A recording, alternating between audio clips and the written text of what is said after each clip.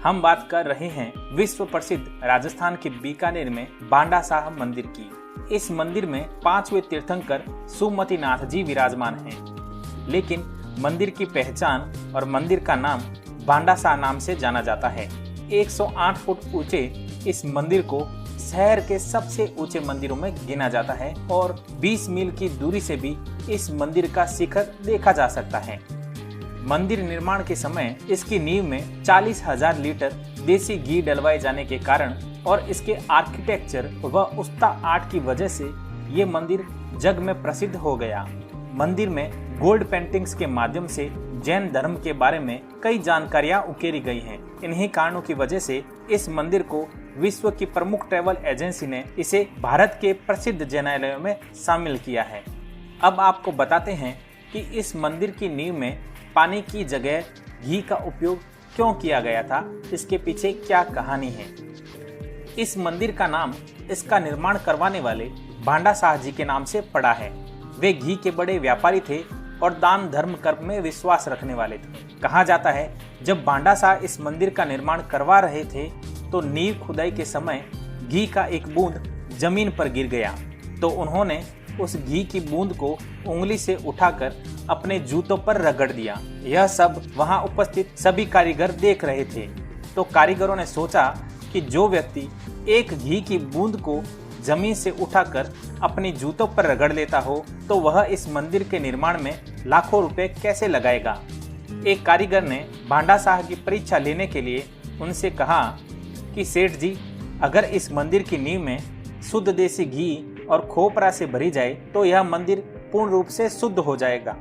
ऐसा सुन बांडा साहब ने तत्काल रूप से सैकड़ों मण घी आसपास के गांवों से मंगवा लिया और नींव में डलवाना शुरू भी कर दिया।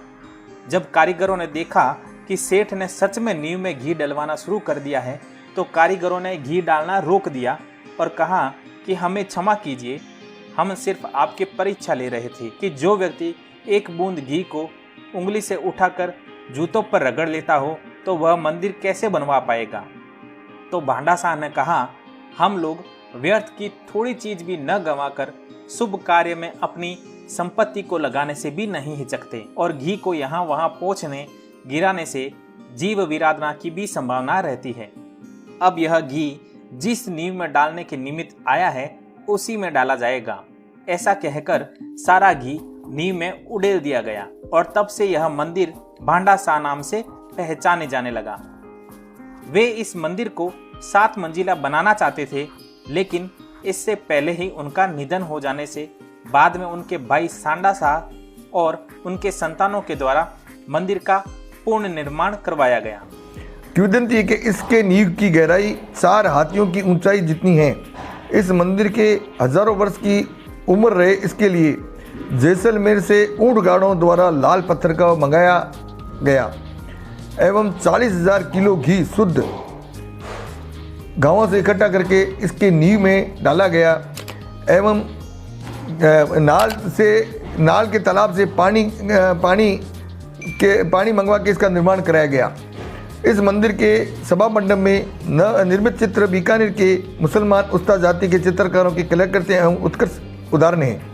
सभा मंडप में गुंबद में परमात्मा के जीवन, अनेक तीर्थ व पट्ट महापुरुषों के जीवन सचिव दर्शाए गए हैं।